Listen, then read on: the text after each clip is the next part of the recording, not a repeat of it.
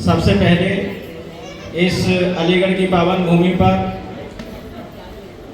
इस पाक पवित्र रमजान के महीने की मुबारकबाद के साथ एक महान दार्शनिक, महान चिकित्सक, महान अर्थशास्त्री, महान समाज सुधारक विश्वगुरु तथागत बुद्ध के चरणों में वंदन करते हुए, अपने राष्ट्रीय ध्वज तिरंगे का नमन करते हुए मैं दयाशंकर मौर्य, गांव नामदारगंज, थाना सिरौली, तहसील आंवला, जिला बरेली की ओर से यहाँ पर उपस्थित हमारी मातृशक्ति, हमारे बुजुर्ग, हम उम्र युवा साथी, आप सभी के लिए मैं वंदन अभिनंदन करता हूँ और आप सभी से सहयोग चाहूँगा। वह वट वृक्ष जिसकी छाँव में, जिसकी हवा में, यह यूँ कहिए उस वट वृक्ष के मीठे मीठे फल, शीतल छाँव, ठंडी हवा हमारे आपके लाखों परिवारों में पहुँच रही है। उस वट वृक्ष का बीज देने वाले कंपनी के जनक परम आदरणीय माननीय अजय छावड़ा जी, और उसी वट वृक्ष के छोटे से पौधे को हमारे आपके बीच में सींच करके इतना विशाल वृक्ष बनाया है।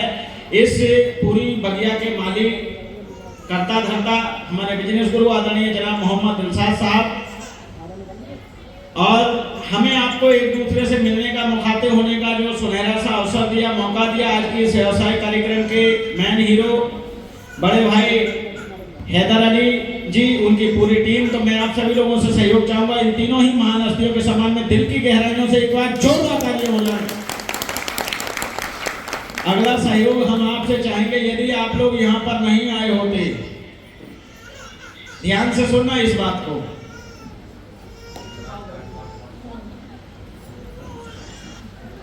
वैसे मुझे कहना नहीं चाहिए बहन, थोड़ा सा पीछे अगर आप बैठ जाएं या इनको बाहर थोड़ा घुमा लाएं, थोड़ी हवा लग जाएगी, ज्यादा बेहतर रहेगा और ये शांति हो जाएंगे।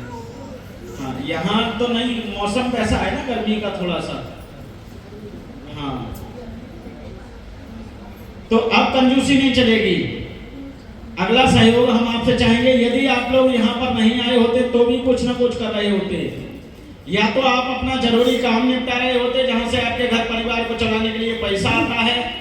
अगर आप अपना जरूरी काम नहीं निपटा रहे होते तो जो आपके घर परिवार में छोटे छोटे बच्चे हैं, बड़े बुजुर्ग हैं, जिनकी उम्मीदों पे आप खरा उतरना चाहते हैं, उनके पास बैठ करके आप वक्त बिता रहे होते, तो आप सभी लोगों से सहयोग चाहूंगा, एक बार दिल की गहराइयों से उनके सम्मान में तालियां बजाइए जिनको आप अपने घरों पर छोड़ करके आए हैं। अपनी बात शुरू करूं उससे पहले जानना चाहूंगा, अपने परिवार को तरक्की की ओर ले जाने के लिए, समाज में एक अच्छा स्थान प्राप्त करने के लिए इस हाल में ऐसे कितने लोग बैठे हैं जो आस्था बिजनेस की जानकारी लेने के लिए पहली बार उपस्थित हुए? कृपया हाथ खड़ा करेंगे जो पहली बार आए हैं, जो पहली बार कार्यक्रम की जानकारी लेने के लिए आए हैं। हम मंचासीनों से आग्रह करेंगे इनके सबके सम्मान में दिल की गहराइयों से जोरदार तालियां हो जाए। आज आप सबके जीवन में वो दिन, वो मौका, वो अवसर आया हुआ है, जो दिन, जो मौका, जो अवसर आज से लगभग 14 साल पहले मेरे जीवन में आया था। और जब ये अवसर मेरे जीवन में आया था उस समय मेरे पिताजी के नाम सिर्फ 2 बीघा जमीन, परिवार में हम 5 बहन भाई थे, 3 बहनें 2 भाई। और जब ये अवसर मेरे जीवन में आया तो उस समय परिवार की माली हालत इतनी खस्ता थी कि मेरी पत्नी, जो आस्था से ड्रीम हाउस अचीवर हैं, मैं चाहूंगा कि मैडम हीरा गली के सम्मान में दिल की गहराइयों से जोरदार तालियां हो जाएं। वो मेरे साथ 140 रुपया रोज ईंट मसाला ढोने का काम किया करती थी और मैं चंडीगढ़ में राजमिस्त्री का काम करता था। जब ये अवसर मेरे जीवन में आया, जैसे आप कार्यक्रम देख रहे हैं, मुझे भी दिखाया गया। शुरू में लगा कि ऐसा नहीं हो सकता है, लेकिन फिर जैसे जैसे धीरे धीरे करते गए भरोसा बढ़ता चला गया और फिर 3 महीने में सिल्वर स्टार बन गया था मैं इस सिस्टम से, 9 महीने में गोल्डन स्टार बना था और ठीक 26 महीने के अंदर जो आज हैदर भाई के लिए कार की चाबी दी जा रही है, ये ठीक 26 महीने के अंदर मेरे घर में पहली बार कार आई थी। और जब कार आई थी तो उस टाइम में अब भी कुछ लोगों की सोच रहती है, जब कार्यक्रम हुआ तो मेरे ही गांव के लोग या इधर उधर के लोग कह रहे थे, बोले अरे ये कंपनियों का सब ड्रामा होता है। और जो कार इसको, क्योंकि हालात, हैदर भाई ने तो शायद नई कार खरीदी है, मैं उस टाइम में ऐसे हालात थे मेरे कि मैं सेकेंड हैंड कार खरीद पाया था, क्योंकि उसको खड़ी करने की जगह भी नहीं थी मेरे पास। तो उसके लिए व्यवस्था भी जुटानी थी कि मुझे खड़ी करने के लिए जगह भी करनी है, बाउंड्री वगैरह। तो फिर उसमें मैं पुरानी कार ही खरीद पाया था। और जब वो कार का प्रेजेंटेशन प्रोग्राम हुआ जैसे आज हो रहा है, तो हमारे अड़ोसी पड़ोसी लोग कह रहे थे, बोले अरे ये कंपनियों का ड्रामा होता है, थोड़ी देर के बाद में क्या होगा, मीटिंग समाप्ति के बाद में ये कार वापस चली जाएगी। तो लोगों ने तरह तरह की कही। वैसे मैं आपको बता दूं, फिर 80 महीने के अंदर, और हैदर भाई हैं यहाँ या नहीं है? नहीं है। किधर है हैदर भाई? बाहर। क्या कर रहे हैं वो? वेट। हाँ? क्या चौकीदारी कर रहे हो उधर? अब तो उनको इधर होना चाहिए। अरे हैदर भाई हैं क्या? अरे बैठे हुए बाहर। तुमने सबको आमंत्रित कर लिया और आप ही बाहर खड़े हैं।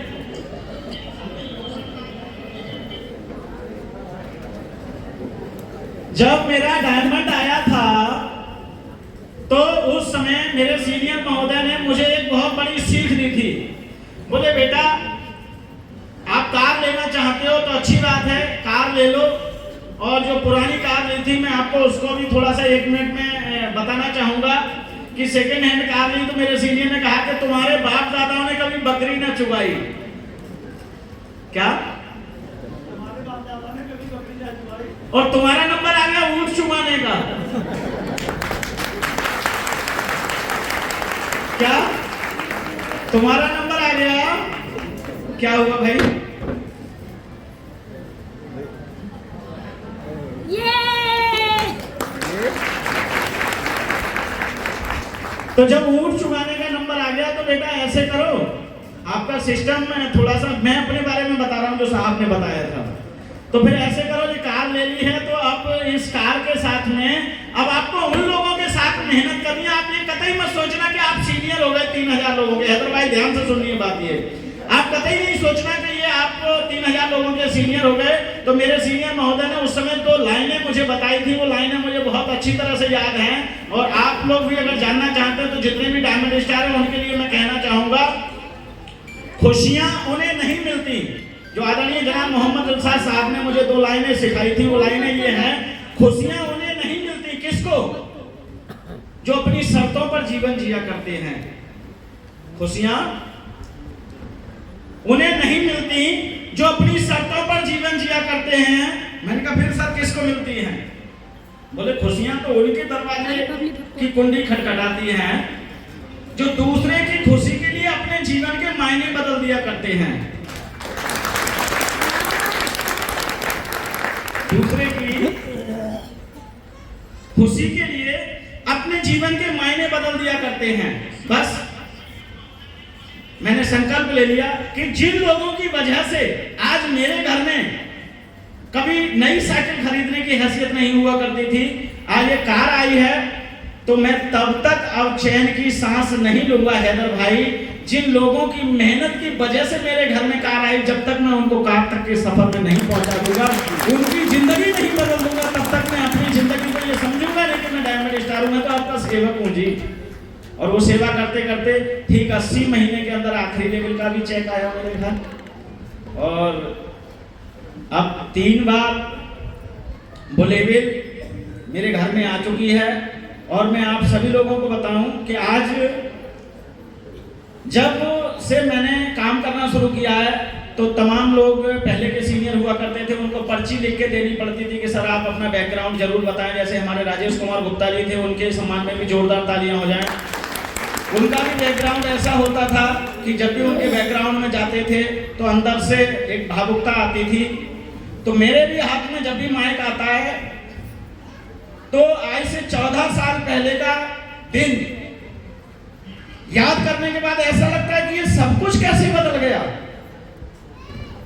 मैं तो सिर्फ खेल खेला था और उस खेल का परिणाम ये है कि आज की तारीख में शायद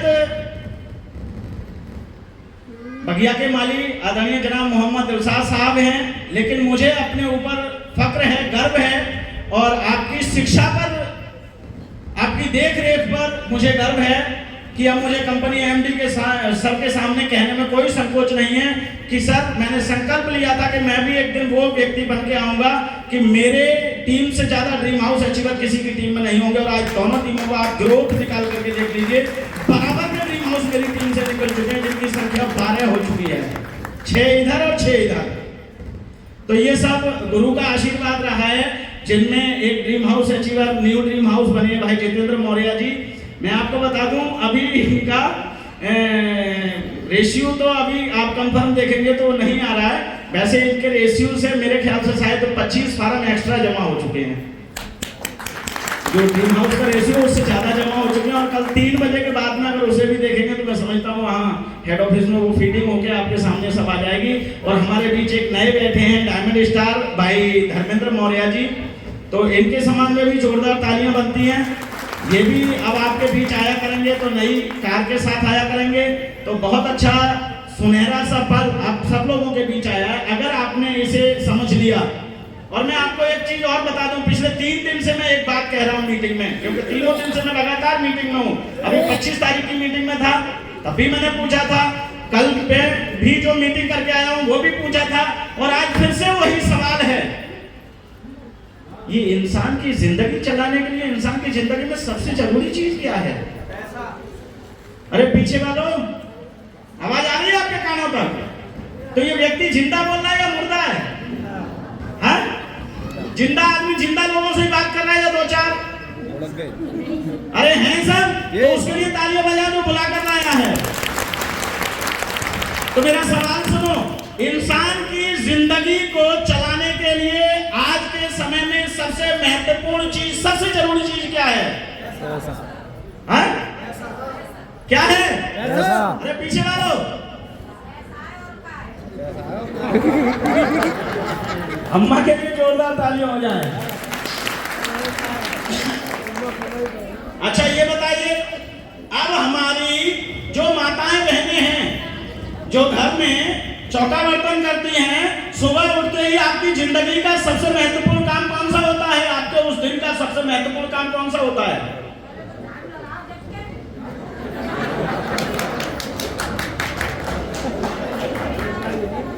और जब आप सुबह उठती हैं, सुबह जब उठती हैं तो सबसे पहले हाथ में आपके क्या जाता है? क्यों?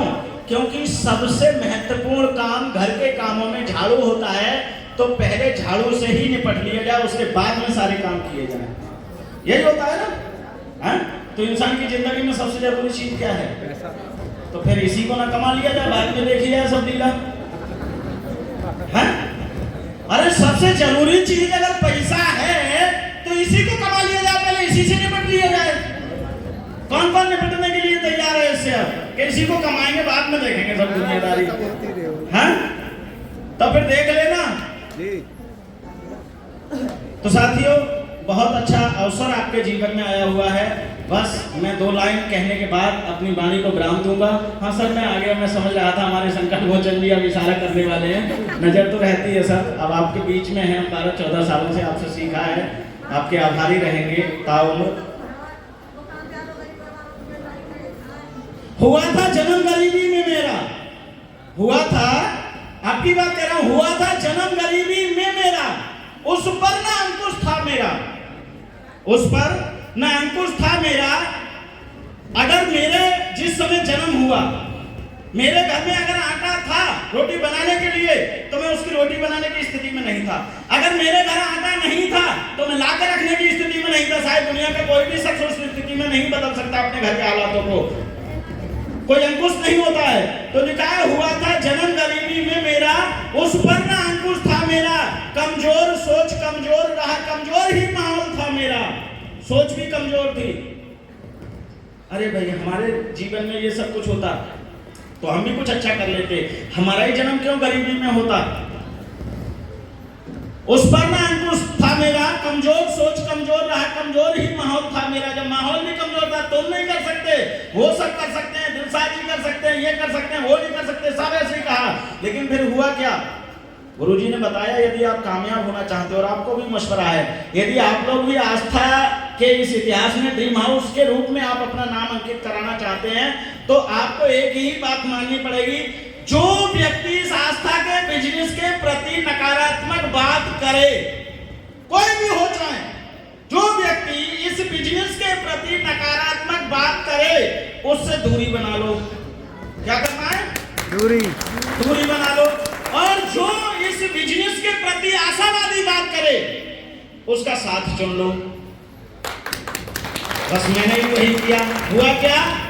कमजोर सोच, कमजोर रहा, कमजोर ही माहौल था मेरा, और बदली संगत बदली रंगत। मैंने संगत बदल दी, उन लोगों का साथ छोड़ दिया जो कहते थे तुम कुछ नहीं कर सकते।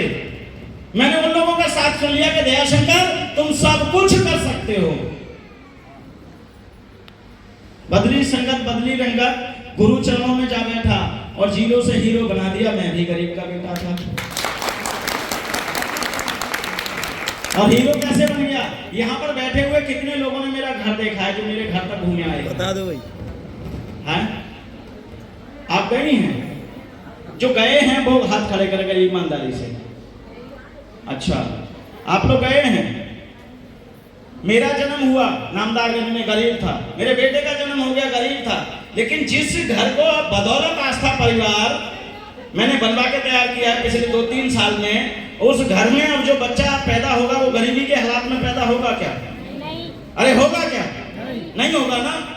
तो अगर आप अपनी तीसरी पीढ़ी का जीवन बदलना चाहते हैं तो आपको मेरी सलाह है, जो मेरे गुरु ने मुझे दी थी, वही सलाह मैं आपके सामने व्यक्त करने जा रहा हूं कि इस बिजनेस के साथ, इस व्यापार के साथ 3 सर्दी, 3 गर्मी और 3 बारिश 4-4 महीने की होती है। ये ध्यान रखना, 3-3 जिसने बिता ली ड्यूटी की तरह, उसकी तीसरी पीढ़ी का भविष्य वो होगा जैसा कि आज मेरे परिवार का भविष्य बनने जा रहा है। तो आप सभी लोगों के लिए ज्यादा ना कुछ कहते हुए मैं बस एक छोटी सी बात कहूंगा। तेरी खुद की लड़ाई खुद से है। तेरी खुद की लड़ाई खुद से है, खुद ही को खुद जिताना है। तेरी खुद की लड़ाई खुद से है, खुद ही को खुद जिताना है। किस लिए जिताना है?